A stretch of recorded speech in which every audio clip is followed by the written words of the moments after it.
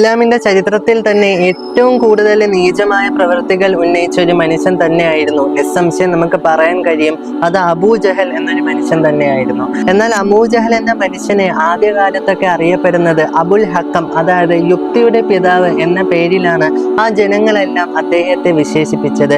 എന്നാൽ പിന്നീട് വർഷങ്ങൾക്ക് ശേഷം അബൂജഹൽ, അതായത് വിഡ്ഢിയുടെ പിതാവ് എന്നൊരു പേരിൽ അദ്ദേഹത്തെ വിളിക്കുകയും അദ്ദേഹത്തെ വിശേഷിപ്പിക്കുകയും ചെയ്യുമായിരുന്നു.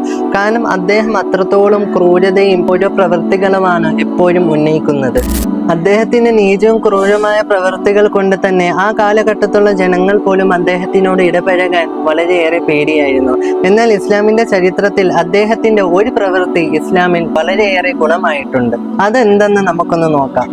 ഒരിക്കൽ അബൂജഹൽ കഅബാലയത്തിന്റെ മുന്നിൽ വന്നപ്പോൾ ആ ഒരു കഅബയുടെ ഒരു ഭാഗത്തായിട്ട് പ്രവാചകൻ സല്ലല്ലാഹു അലൈഹി വസല്ലമ തങ്ങൾ ഇരിക്കുന്നതായി കണ്ടു. എന്നാൽ ആ പ്രവാചകന്റെ ചുറ്റിനും വേറെ ആരുമില്ല, കാരണം പ്രവാചകൻ ഒറ്റയ്ക്കായിരുന്നു അവിടെ ഇരുന്നത്. അപ്പോൾ അബൂജഹലിന്റെ ഉള്ളിൽ വന്നത് പ്രവാചകനെ അവഹേളിക്കാനും വേദനിപ്പിക്കാനും കൃത്യ ഒരു അവസരമാണ് തനിക്ക് കിട്ടിയതെന്നുള്ളൊരു ബോധം ആ ഒരു മനുഷ്യന് അദ്ദേഹത്തിന്റെ മനസ്സിലുണ്ടായിട്ടുണ്ട്.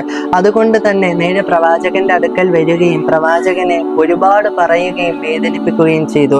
തുടക്കം മുതൽ ഒടുക്കം വരെയുള്ള എല്ലാ കാര്യങ്ങളും ഒരുപാട് വേദനിപ്പിച്ചതിന് ശേഷം പ്രവാചകൻ ഒരക്ഷരം പോലും തിരിച്ചു പറയാതെയാണ് അബൂജഹലിന്റെ അടുക്കൽ നിന്ന് അവിടെ നിന്ന് തിരിച്ച് നേരെ വീട്ടിലേക്ക് മടങ്ങുന്നത് പോലും. എന്നാൽ ആ ഒരു കാലഘട്ടത്ത് ഈ ഒരു സംഭവം എല്ലാം സംഭവിച്ചു കൊണ്ടിരിക്കെ ആ ഒരു കാലഘട്ടത്ത് വേറൊരു രീതിയിൽ വളരെ പ്രശസ്തമായ ഒരു മനുഷ്യനായിരുന്നു. വീരതയുടെ കാര്യത്തിൽ ഏറ്റവും കൂടുതൽ പ്രശസ്തമായ ഒരു മനുഷ്യൻ തന്നെയായിരുന്നു ഹംസ റളിയല്ലാഹു അൻഹു. അദ്ദേഹത്തിന്റെ ഏറ്റവും പ്രത്യേകത എന്നത് ദിനങ്ങളിൽ അദ്ദേഹം എല്ലാ വേട്ടയ്ക്ക് പോവുകയും ആ വേട്ട കഴിഞ്ഞ് നേരെ കഅബാലയത്തിന്റെ അടുക്കലേക്ക് വരികയും അവിടെ അദ്ദേഹം പറയുന്നത് കേൾക്കാനായിട്ട് ഒരുപാട് കേൾവിക്കാർ വന്നിരിക്കുകയും ചെയ്യും. അങ്ങനെ അദ്ദേഹം പതിവ് പോലെ ഒരു വേട്ടയ്ക്ക് പോയതിനു ശേഷം മക്കയിലേക്ക് കഅബയിലേക്ക് തിരിച്ചു വരികയും അവിടെ വന്നിരിക്കുന്ന കേൾവിക്കാരുടെ മുമ്പിൽ അദ്ദേഹം വേട്ടയാടിയ എല്ലാവിധ സംഭവങ്ങളും എല്ലാവിധ മൊമെന്റ്സും എക്സ്പ്ലെയിൻ ചെയ്ത് വിശദീകരിച്ച് കൊടുക്കുകയും ചെയ്തു. പതിവ് പോലെ അന്നും അതുപോലെ വിശദീകരിക്കുന്ന സമയത്ത് സഹോദരി വന്നിട്ട് ഹംസ റളിയല്ലാഹു അൻഹുവിനോട് പറയുന്നുണ്ട്, ഹംസ, നീ ഇങ്ങനെ നിന്റെ വീരകഥകൾ വിശദീകരിച്ചു കൊണ്ടിരുന്നു. നിന്റെ സഹോദരനായ പ്രവാചകൻ സല്ലല്ലാഹു അലൈഹി വസല്ലമ തങ്ങളെ അബൂജഹൽ അവിടെ അവഹേളിച്ചിട്ടുണ്ട്, അവിടെ വേദനിപ്പിച്ചിട്ടുണ്ട് എന്നൊരു കാര്യം. ഇത് അറിഞ്ഞതോടെ ഹംസ റളിയല്ലാഹു അൻഹു ആ സ്ത്രീയോട് ചോദിക്കുന്നുണ്ട്, എന്നിട്ട് മുഹമ്മദ് സല്ലല്ലാഹു അലൈഹി വസല്ലമ തങ്ങൾ അദ്ദേഹത്തോട് എന്ത് പറഞ്ഞു എന്ന്. അപ്പോൾ ആ സ്ത്രീ ഹംസ റളിയല്ലാഹു അൻഹുവിനോട് പറഞ്ഞത്, പ്രവാചകൻ മുഹമ്മദ് സല്ലല്ലാഹു അലൈഹി വസല്ലമ തങ്ങൾ ഒരു വാക്ക് പോലും അബൂജഹലിന് പറയാതെയാണ് അവിടെ നിന്ന് മടങ്ങിയത്. അദ്ദേഹത്തിന്റെ മുഖത്ത് കാണാമായിരുന്നു അദ്ദേഹത്തിന്റെ പ്രയാസവും വേദനയും. സ്വന്തം കുടുംബക്കാരനായ പ്രവാചകൻ സല്ലല്ലാഹു അലൈഹി വസല്ലമ തങ്ങളെ അബൂജഹൽ അവഹേളിച്ചു വേദനിപ്പിച്ചു എന്നറിഞ്ഞതോടുകൂടി ഹംസ റളിയല്ലാഹു അൻഹുവിന് വളരെയേറെ ദേഷ്യമാണ് ഉണ്ടായത്, വളരെയേറെ വാശിയാണ് ഉണ്ടായത്. ഉടൻ ചോദിച്ച ആ സ്ത്രീയോട്, അബൂജഹൽ എവിടെയെന്ന്. അപ്പോൾ പറഞ്ഞു, അതാ ആ കഅബാലയത്തിന്റെ തൊട്ടപ്പുറത്തെ ഒരു ഭാഗത്തായിട്ട് അബൂജഹൽ ഇരിപ്പുണ്ട് എന്നൊരു കാര്യം. ഇത് കേട്ടതോടുകൂടി ഉടൻ തന്നെ ഹംസ റളിയല്ലാഹു അൻഹു അബൂജഹലിന്റെ അടുക്കലേക്ക് പോയിട്ട് ചോദിക്കുന്നുണ്ട്, അബൂജഹലെ, നീ എന്തിനാണ് എന്റെ മുഹമ്മദിനെ, എന്റെ പ്രവാചകനെ നീ എന്തിനാണ് അവഹേളിച്ചത്, നീ എന്തിനാണ് വേദനിപ്പിച്ചത് എന്ന്. ആ മുഹമ്മദ് ഏത് മതത്തെയാണോ വിശേഷിപ്പിക്കുന്നത്, ഏത് മതത്തെയാണോ ദഅവത്ത് ചെയ്യുന്നത്, ഇന്ന് തൊട്ട് ഞാൻ ആ മതത്തിലായിരിക്കും, ഇന്ന് തൊട്ട് ഞാൻ ആ മതം സ്വീകരിക്കുകയും ചെയ്യും. എനിക്കെതിരെ എന്തെങ്കിലും ഒരു വാക്ക് ശബ്ദിക്കാൻ പറ്റുമെങ്കിൽ നീ ശബ്ദിക്ക്, എനിക്കെതിരെ എന്തെങ്കിലും പ്രവൃത്തി ചെയ്യാൻ പറ്റുമെങ്കിൽ ധൈര്യമുണ്ടെങ്കിൽ നീ പ്രവർത്തിക്ക് എന്നൊരു ധീരതയുടെ വാശിയുള്ള വെല്ലുവിളിയാണ് അബൂജഹലിനോട് ഹംസ റളിയല്ലാഹു അൻഹു അവിടെ വെച്ച് പറഞ്ഞത്. എന്നാൽ ഇതെല്ലാം പറഞ്ഞ ഹംസ റളിയല്ലാഹു അൻഹുവിന് യാതൊരുവിധ ബോധം പോലും ഇല്ലായിരുന്നു പ്രവാചകൻ സല്ലല്ലാഹു അലൈഹി വസല്ലമ തങ്ങൾ ഉന്നയിക്കുന്ന ദഅവത്ത് ചെയ്യുന്ന ആ ഒരു മതം, ഇസ്ലാം എന്ന മതത്തിനെ കുറിച്ച്, അതിൽ എന്തൊക്കെയുണ്ടെന്നുള്ള കാര്യത്തെക്കുറിച്ച് യാതൊരുവിധ അറിവും ഇല്ലായിരുന്നു. അബൂജഹലിനോടുള്ള വാശിക്ക് പുറത്താണ് ഹംസ റളിയല്ലാഹു അൻഹു ഇത്തരത്തിലുള്ള കാര്യങ്ങൾ പറഞ്ഞത്. പിന്നീട് ഇസ്ലാമിൽ സംഭവിച്ചതെല്ലാം വളരെ മനോഹരമായിരുന്നു. കാരണം ഹംസ റളിയല്ലാഹു അൻഹു ഇസ്ലാമിൽ വന്നതോടുകൂടി മുസ്ലിമീങ്ങൾക്കെല്ലാം വളരെയേറെ ഊർജമാണ് കിട്ടിയത്. കാരണം ഇസ്ലാമിനെതിരെ പ്രവർത്തിക്കുന്ന എല്ലാ ശത്രുക്കൾക്ക് പോലും ഇസ്ലാമിനെതിരെ ഒരു ശബ്ദം പോലും ഉയർത്താൻ ആ ഒരു സമയത്തോടു കൂടി പേടി ആരംഭിക്കുകയാണ്. കാരണം ധീരനും വീരനുമായ ഹംസ റളിയല്ലാഹു അൻഹു ആ ഒരു ഇസ്ലാമിൽ മുസ്ലിമീങ്ങളുടെ കൂടെ ഉണ്ട് എന്നൊരു ബോധം ആ ശത്രുക്കൾക്ക് ഉണ്ടായിരുന്നു. അതുകൊണ്ട് തന്നെ വളരെയേറെ അവർ പേടി പേടിയുണ്ടായിരുന്നു ഇസ്ലാമിനെതിരെ ഓരോ വാക്കുകളും ഉന്നയിക്കാൻ പോലും. പിന്നീട് ഹംസ റളിയല്ലാഹു അൻഹു ഇസ്ലാമിനെ കുറിച്ചുള്ള എല്ലാവിധ കാര്യങ്ങളും ഖുർആൻ ഓതലും സംബന്ധിച്ചുള്ള എല്ലാ കാര്യങ്ങളും പ്രവാചകൻ സല്ലല്ലാഹു അലൈഹി വസല്ലമ തങ്ങളുടെ അടുക്കൽ വന്ന് പഠിക്കുകയും ചെയ്തു. ആ ഹംസ റളിയല്ലാഹു അൻഹുവിന്റെ ചരിത്രമാണിത്. നമുക്കൊന്ന് വിശദീകരിക്കാം. عبيدك من شتات في شتات أتاك ഇസ്ലാം മതത്തിലോട്ട് ഹംസ റളിയല്ലാഹു അൻഹു കടന്നു വന്നതിന് ശേഷം പിന്നീട് ഒരുപാട് നാളുകൾക്ക് ശേഷമാണ് മക്കയിൽ നിന്ന് മദീനയിലേക്ക് മുസ്ലിമീങ്ങൾ പലായനം ചെയ്യുന്നത് പോലും. അവരുണ്ടാക്കിയ എല്ലാവിധ വസ്തുക്കളും എല്ലാവിധ സമ്പത്തുകളെല്ലാം അവിടെ ഇട്ടേച്ചിട്ടാണ് നേരെ മദീനയിലേക്ക് ആ ഒരു മുസ്ലിമീങ്ങളെല്ലാവരും കടന്നു പോകുന്നത്. എന്നാൽ ആ ഒരു പലായന യാത്ര തന്നെ വളരെയേറെ രഹസ്യമായിരുന്നു. കാരണം ശത്രുക്കളുടെ അത്തരത്തിലുള്ള ബുദ്ധിമുട്ടും പ്രയാസം കാരണമായിരുന്നു ആ ഒരു മുസ്ലിമീങ്ങൾ അവിടെ നിന്ന് നാട് വിട്ടത് പോലും. എന്നാൽ ആ ഒരു സമയത്ത് പോലും മുസ്ലിമീങ്ങൾ പലായനം ചെയ്യുന്ന ആ ഒരു സമയത്ത് പോലും ഹംസ റളിയല്ലാഹു അൻഹു കഅബാലയത്തിന്റെ അടുക്കലേക്ക് വന്നിട്ട് അവിടെയുള്ള ശത്രുക്കളായ ജനങ്ങളോട് പറഞ്ഞു, ഞാൻ ഇവിടുന്ന് പോവുകയാണ്, എനിക്കെതിരെ ഒരു വാക്ക് ഉന്നയിക്കാൻ പറ്റുന്നുണ്ടെങ്കിൽ ആരെങ്കിലും ഉന്നയിക്ക്, എനിക്കെതിരെ എന്തെങ്കിലും പ്രവർത്തിക്കാൻ ആഗ്രഹമുണ്ടെങ്കിൽ ഒന്ന് കാണിച്ചു താ എന്ന് വാശിയോട് കൂടിയുള്ള വീറോട് കൂടിയുള്ള ഒരു വെല്ലുവിളി അവിടെയും വിളിക്കുകയാണ്. എന്നിട്ടാണ് ആ ഒരു മക്കയിൽ നിന്ന് മദീനയിലേക്ക് ഹംസ റളിയല്ലാഹു അൻഹു പലായനം ചെയ്യുന്നത് പോലും. മദീനയിലേക്ക് എത്തിയതിനു ശേഷം ഒരുപാട് നല്ല കാര്യങ്ങൾ ഇസ്ലാമിൽ ഉണ്ടാവുകയും ഹംസ റളിയല്ലാഹു അൻഹു ഇസ്ലാമിൽ മുസ്ലിമീങ്ങളുടെ കൂട്ടത്തിൽ തന്നെ ഏറ്റവും ഉന്നതമായ സ്വഹാബ എന്നൊരു പദവി നേടുകയും ചെയ്തു. അതായത് സ്വഹാബാക്കളിൽ ഒരാളായി ഹംസ റളിയല്ലാഹു അൻഹു മാറുകയും ചെയ്തു എന്നതാണ് ഏറ്റവും വലിയ സത്യം എന്നത്. എന്നാൽ മദീനയിലേക്ക് എത്തിയതിനു ശേഷം ഒരുപാട് നാളുകൾക്ക് ശേഷമാണ് ബദർ യുദ്ധം ആരംഭിക്കുന്നത്. ബദർ യുദ്ധത്തിൽ തന്നെ ഏറ്റവും കൂടുതൽ തിളങ്ങി നിന്നിരുന്ന മനുഷ്യനായിരുന്നു ഹംസ റളിയല്ലാഹു അൻഹു. മാത്രമല്ല പ്രവാചകൻ സല്ലല്ലാഹു അലൈഹി വസല്ലമ തങ്ങളും വരുന്ന ശത്രുക്കളെല്ലാം അടിച്ചമർത്തുകയും എല്ലാം ചെയ്തിരുന്ന ഒരു സഹാബിയായിരുന്നു ഹംസ റളിയല്ലാഹു അൻഹു. എന്നാൽ ആ ഒരു ബദർ യുദ്ധത്തിന് ശേഷം പിന്നീട് ഉഹദ് യുദ്ധം കടന്നു വരികയാണ്. എന്നാൽ ഉഹദ് യുദ്ധത്തിന്റെ വേളയിൽ ഹംസ റളിയല്ലാഹു അൻഹുവിനെ പ്രത്യേകം വധിക്കാനായിട്ട് ഹിന്ദ് എന്നൊരു മനുഷ്യൻ, വഹ്ഷി എന്നൊരു മനുഷ്യനെ തയ്യാറെടുപ്പിക്കുകയാണ്. അതായത് ഹിന്ദ് വഹ്ഷിയോട് പറയുന്നുണ്ട്, ഈ യുദ്ധത്തിൽ, ഈ ഉഹദ് യുദ്ധത്തിൽ നീ ഹംസയെ വധിക്കുകയാണെങ്കിൽ നിനക്ക് ഒരുപാട് കാര്യങ്ങൾ, നല്ല കാര്യങ്ങൾ തരാമെന്ന് പറഞ്ഞുകൊണ്ട് ഒരുപാട് ഓഫറുകൾ ഉന്നയിക്കുകയാണ് വഹ്ഷിയോട്. ഈ ഒരു ഓഫറുകളെല്ലാം കേട്ടുകൊണ്ട് അന്താളിച്ച ഈ ഒരു വഹ്ഷി തയ്യാറാവുകയാണ് ഹംസ റളിയല്ലാഹു അൻഹുവിനെ വധിക്കാനായിട്ട്.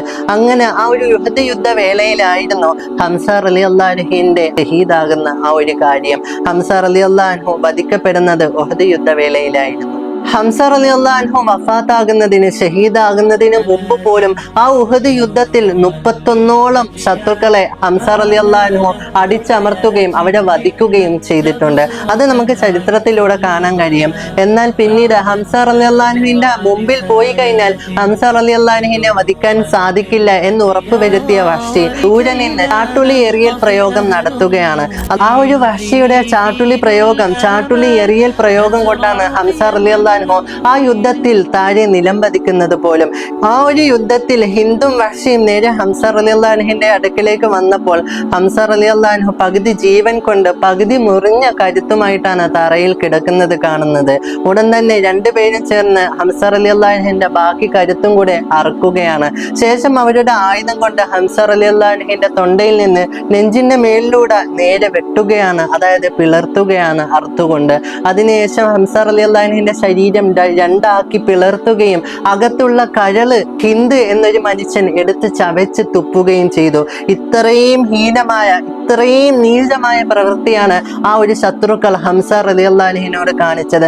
നമുക്കറിയാം അത്രത്തോളം ദേഷ്യവും വാശിയും വീറും ആ ശത്രുക്കൾക്ക് ഹംസ റളിയല്ലാഹു അൻഹുവിനോട് ഉണ്ടായിരുന്നു എന്നൊരു കാര്യമാണ് നമുക്ക് ഇതിലൂടെ മനസ്സിലാക്കാൻ കഴിയുന്നത്. ഈ ഒരു കാര്യം കേൾക്കുമ്പോൾ നമുക്ക് തന്നെ വളരെയേറെ പ്രയാസം തോന്നുന്നുണ്ടെങ്കിൽ ഈ ഒരു കാര്യം നേരിട്ട് കണ്ടുകൊണ്ടിരുന്ന ആ ഒരു സഹാബാക്കളുടെ അവസ്ഥ എന്തായിരിക്കുമെന്ന് നാം ചിന്തിക്കേണ്ടതാണ്. ഇതെല്ലാം നടക്കുന്ന സമയത്ത്, ഇതെല്ലാം നടന്നു കഴിഞ്ഞ സമയത്ത് സഹാബാക്കളെല്ലാം ഒരു മറ സൃഷ്ടിക്കാൻ ശ്രമിച്ചു. കാരണം പ്രവാചകനായ സല്ലല്ലാഹു അലൈഹി വസല്ലമ തങ്ങൾ ഹംസ റളിയല്ലാഹു അൻഹുവിന്റെ ഈ ഒരു അവസ്ഥ പ്രവാചകൻ കാണല്ലേ, ഒരു മറ സൃഷ്ടിക്കാൻ ശ്രമിച്ചു. എന്നാൽ പോലും പ്രവാചകൻ ആ ഒരു രൂപം, ആ ഒരു ഹംസ റളിയല്ലാഹു അൻഹുവിന്റെ അവസ്ഥ കാണുകയും ചെയ്തു. ഇത് കണ്ടതോടെ പ്രവാചകൻ സല്ലല്ലാഹു അലൈഹി വസല്ലമ തങ്ങൾ മാനസികമായി ഒരുപാട് വളരുകയും ചെയ്തു. എന്നിട്ട് കുറച്ചു നേരങ്ങൾക്ക് ശേഷം ഹംസ റളിയല്ലാഹു അൻഹുവിന്റെ വാർത്ത അറിഞ്ഞ ഹംസ റളിയല്ലാഹു അൻഹുവിന്റെ സഹോദരി ഓടി വരികയാണ്. ആ ഓടി വരുന്ന ഹംസ റളിയല്ലാഹു അൻഹുവിന്റെ സഹോദരിയെ കണ്ടുകൊണ്ട് പ്രവാചകൻ സല്ലല്ലാഹു അലൈഹി വസല്ലമ തങ്ങൾ പറയുന്നുണ്ട്, സഹോദരിയെ അവിടെ തടഞ്ഞു വെക്കുക, അവരെ ഇങ്ങോട്ട് പറഞ്ഞയക്കല്ലേ എന്ന്. എന്നാൽ ഒരുപാട് നേരത്തെ പ്രയാസവും ഒരുപാട് നേരത്തെ കഷ്ടപ്പെട്ടതിന് ശേഷം ആ സ്ത്രീ, ആ ഒരു സഹോദരി നേരെ വരികയും ഹംസ റളിയല്ലാഹു അൻഹുവിന്റെ അവസ്ഥ കാണുകയും ചെയ്തു. വളരെയേറെ പ്രയാസം തോന്നുകയും ശേഷം ഹംസ റളിയല്ലാഹു അൻഹുവിന്റെ ശരീരം ഒരു മുണ്ട് കൊണ്ട്, ഒരു തുണി കൊണ്ട് അവിടെ മൂടുകയാണ് ചെയ്യുന്നത്, അവിടെ മറക്കുകയാണ് ചെയ്യുന്നത്. ഹംസ റളിയല്ലാഹു അൻഹുവിനെ ഇത്രത്തോളം നീചവും ക്രൂരവുമായി വധിച്ചത് ആ ഒരു ഹിന്ദുവും വഹ്ഷിയും കൂടെ ചേർന്നായിരുന്നു. ഈ ചരിത്രത്തിലെ ഏറ്റവും പ്രയാസപ്പെട്ട ഒരു സമയമാണ് ഈ ഒരു ഹംസ റളിയല്ലാഹു അൻഹു ഇവിടെ വഫാത്താകുന്നത്, ഷഹീദായ ഈ ഒരു സമയം. എന്നാൽ പിന്നീടുള്ള നല്ല നല്ല കാര്യങ്ങൾ ഈ ചരിത്രത്തിൽ പിന്നീടാണ് വരുന്നത്. അതായത് ഹംസ റളിയല്ലാഹു അൻഹുവിനെ ഇത്രത്തോളം നീചവും ക്രൂരവുമായി വധിച്ച ഈ ഒരു ഹിന്ദുവും വഹ്ഷി എന്നൊരു രണ്ട് മനുഷ്യർ പിന്നീട് പ്രവാചകൻ സല്ലല്ലാഹു അലൈഹി വസല്ലമ തങ്ങളുടെ അടുക്കിലേക്ക് വരുന്നുണ്ട്. ഫത്ഹ് മക്കയ്ക്ക് ശേഷമാണ് ഈ രണ്ട് മനുഷ്യരും, ഹിന്ദുവും വഹ്ഷിയും കൂടി പ്രവാചകൻ സല്ലല്ലാഹു അലൈഹി വസല്ലമ തങ്ങളുടെ അടുക്കിലേക്ക് വരുന്നത്. അവർ ഇസ്ലാം മതം സ്വീകരിക്കാൻ വരുന്നതാണ്. എന്നാൽ ഇവർ രണ്ടരും ഇസ്ലാം മതം സ്വീകരിക്കാൻ വന്നതോടുകൂടി പ്രവാചകൻ സല്ലല്ലാഹു അലൈഹി വസല്ലമ തങ്ങൾ ആദ്യം കണ്ടതോടെ അവരോട് പറഞ്ഞു, നിങ്ങൾ വന്നോളി, എനിക്കൊരു പ്രശ്നവുമില്ല, പക്ഷെ നിങ്ങൾ രണ്ടുപേരും വരുമ്പോൾ നിങ്ങളുടെ രണ്ടുപേരുടെയും മുഖങ്ങൾ മറച്ചുകൊണ്ടായിരിക്കണം ഇനി എൻ്റെ അടുത്ത് വരേണ്ടതെന്ന് പറഞ്ഞു. കാരണം പ്രവാചകൻ പിന്നീട് പറഞ്ഞു, നിങ്ങളെ രണ്ടുപേരുടെയും മുഖം കാണുമ്പോൾ എനിക്ക് എൻ്റെ ഹംസയെ ഓർമ്മ വരും, എനിക്കത് പ്രയാസമാകും എന്നൊരു കാര്യം പറഞ്ഞുകൊണ്ടാണ് അവരുടെ മുഖം മറയ്ക്കാൻ ആവശ്യപ്പെട്ടത് പോലും. പിന്നീട് ഹിന്ദുവും വഹ്ഷിയും കൂടി ഈ ഒരു ഇസ്ലാം മതത്തിലോട്ട് കടന്നു വരികയും മുസ്ലിം ആവുകയും മുസ്ലിമീങ്ങളിൽ തന്നെ ഏറ്റവും ഉന്നതമായ സ്ഥാനം നേടുകയും ചെയ്തു. എത്ര നീചവും ക്രൂരമായ പ്രവൃത്തികൾ ചെയ്താൽ പോലും അള്ളാഹിനോടുള്ള വിശ്വാസം ഉണ്ട് എങ്കിൽ അള്ളാഹു സുബ്ഹാനഹു തആല ഒരിക്കലും കൈവിടില്ല. അവർക്ക് ഹിദായത്ത് കൊടുത്തതുപോലെ എല്ലാവർക്കും അള്ളാഹു സുബ്ഹാനഹു തആല തീർച്ചയായിട്ടും തരുന്നതായിരിക്കും. ഇതിനുശേഷം വഹ്ഷി റളിയല്ലാഹു അൻഹുവിന് മറ്റൊരു ചരിത്രം കൂടിയുണ്ട്.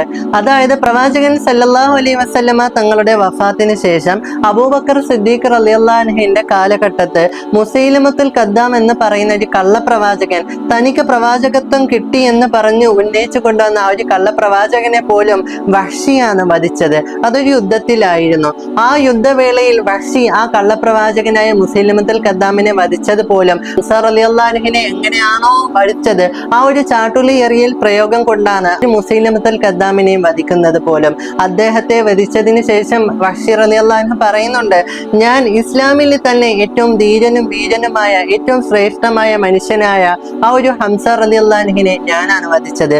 അതുപോലെ തന്നെ ഇസ്ലാമിനെതിരെ ഞാനാണ് പ്രവാചകൻ എന്ന് പറഞ്ഞുകൊണ്ട് കള്ളപ്രവാചകത്വം ഉന്നയിച്ചു കൊണ്ടുവന്ന മുസൈലമത്തുൽ കദ്ദാമിനെയും ഞാൻ തന്നെയാണ് വധിച്ചതെന്ന് വഹ്ഷി റളിയല്ലാഹു അൻഹു പിന്നീട് പറയുന്നുണ്ട്. നമുക്കൊന്ന് ചിന്തിച്ചാൽ മനസ്സിലാകും, വഹ്ഷി റളിയല്ലാഹു അൻഹു ആയാലും ഹിന്ദ് റളിയല്ലാഹു അൻഹു ആയാലും ഹംസ റളിയല്ലാഹു അൻഹു ആയാലും ഇവരെല്ലാം സ്വഹാബാക്കളാണ്. ഇവരെല്ലാം മുസ്ലിമീങ്ങളിൽ തന്നെ ഏറ്റവും ഉന്നതമായ സ്ഥാനത്തിരിക്കുന്നവരാണ്.